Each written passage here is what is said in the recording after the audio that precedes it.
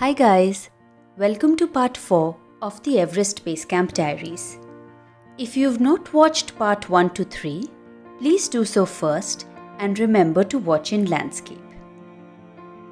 So the next morning, we had some porridge and boiled eggs and started our Gokyo climb.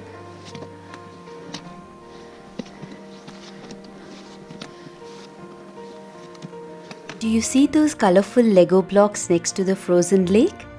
That's our tea house where we stayed the night. The climb was way more difficult than we had imagined, and we were panting hard to even take baby steps.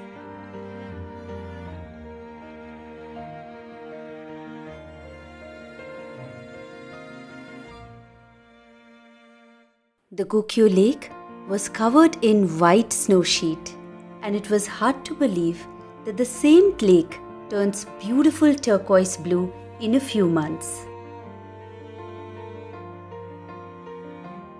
By now, our tea houses were covered in snow.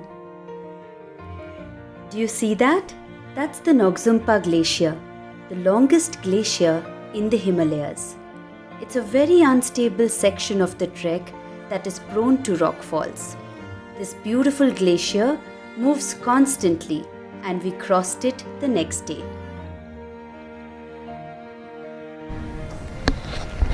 Okay, so we are on the top of Gokyo.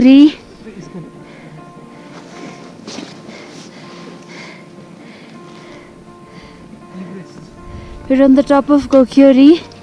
That's the frozen Gokyo lake. Under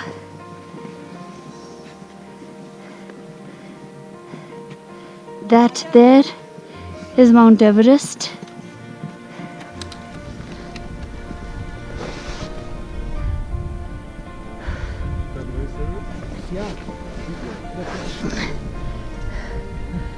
Dude, this was an experience. We're almost 17,300 feet above. Dude, this is... Yeah. So around like 5,000. This was an experience. We got the best view of Everest from Gokyo top, and to me, the highlight of this entire trek were the views from here. We played, posed, and clicked some beautiful pictures before we returned to our tea house.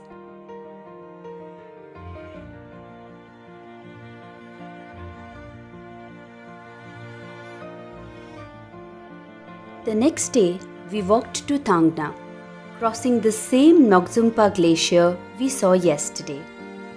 It started snowing as soon as we reached the tea house. Very cold. This is keeping us warm. I think it's called bluff, I'm not sure. Yeah. 470. It's just amazing. Question देखना है देखो. We were worried about crossing Chola Pass in this bad weather, but braved it with crampons, snow gaiters, and a strong will the next morning. This was the most difficult day of our entire journey. It was -17 and snowing when we started. The ascent was steep with a lot of rubble, and at 17,600 plus feet, breathing itself is a huge struggle.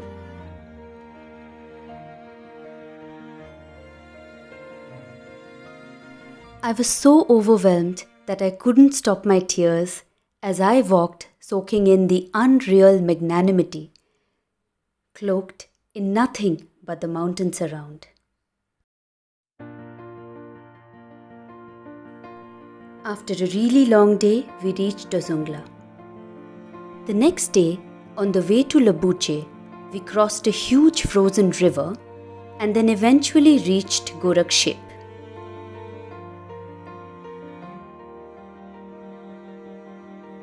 The base camp from Gorakshep takes about 3 hours, and the terrain is full of boulders and gravel.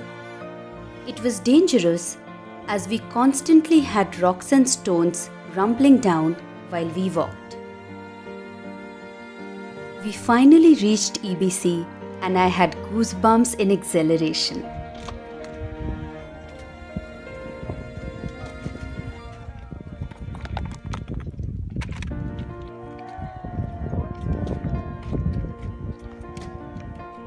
The yellow maze of tents that you see are the tents of the summiters set on the Khumbu Glacier, which is very technical to cross and unbelievably dangerous.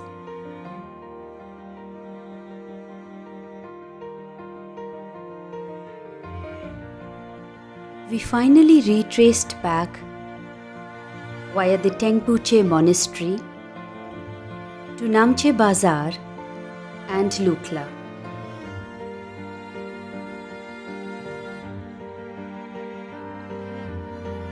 We celebrated the completion of our trek by having some tomba and danced with our guide and porters.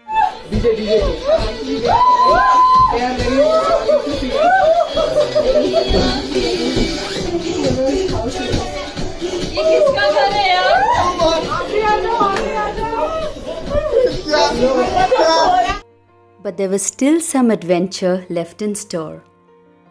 We missed our flight due to bad weather and had to take a helicopter back to Kathmandu. It was my first ever helicopter ride over the Himalayas and I loved it. With this, I have shared with you one of my life's most memorable journeys. Do like and comment and let me know if you enjoyed the series. Take care and stay safe. Thank you.